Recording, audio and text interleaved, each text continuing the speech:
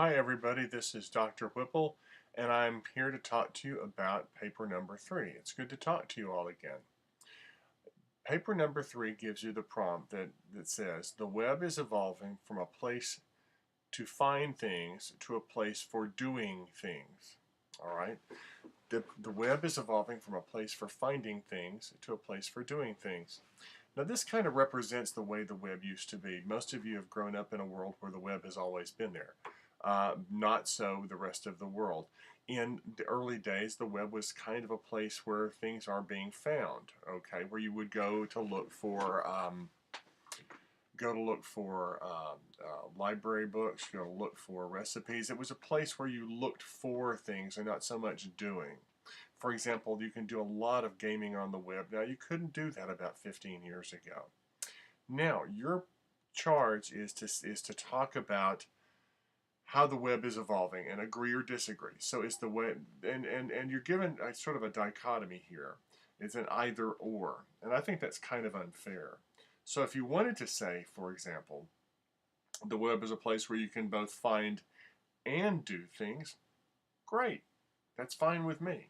So you need to either come down on the side of either finding things or doing things or both. Now, what do we mean by finding things? Well, think about the things that when you go onto the web, what do you find? What do you look up? For example, do you look up Facebook? Do you look to find your friends and find out what they're doing?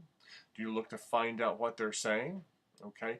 If you're looking for information, for particular information, doing research for any of your classes, um, looking for a particular, like looking for the College Humor website or looking for a particular website, doing shopping online, that's often finding kind of things. So be thinking, what are the kinds of things that you do to find things online? What are the kinds of things that you find online that you look for, that you specifically looking for something? All right.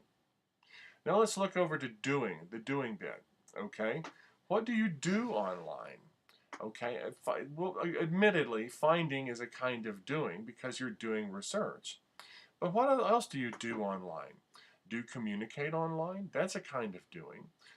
Do you do instant messaging through a web-based application? Do you communicate with people through Facebook? Do you communicate with people through any other web-based things such as Pinterest or even Twitter, which I think is certainly a web-based entity? Okay. Do you when you're shopping, are you some things can be doing and finding as well. So when you're shopping, are you doing as well as finding? Okay. Do you play games? Is that a kind of doing? Okay. So think of the doing, the things where you're actively going to the web specifically to engage in a particular thing. Think of those things. Think of those things that you do to engage, for more than just a few minutes, more than just acquire something, where you spend a little bit of time. Those are often doing activities as well. Okay? I hope this helps. I'm looking for you to provide specific examples of the things that you find and or the things that you do on the web. Okay? Don't say, well, people do this and people do that. I want this to be about you.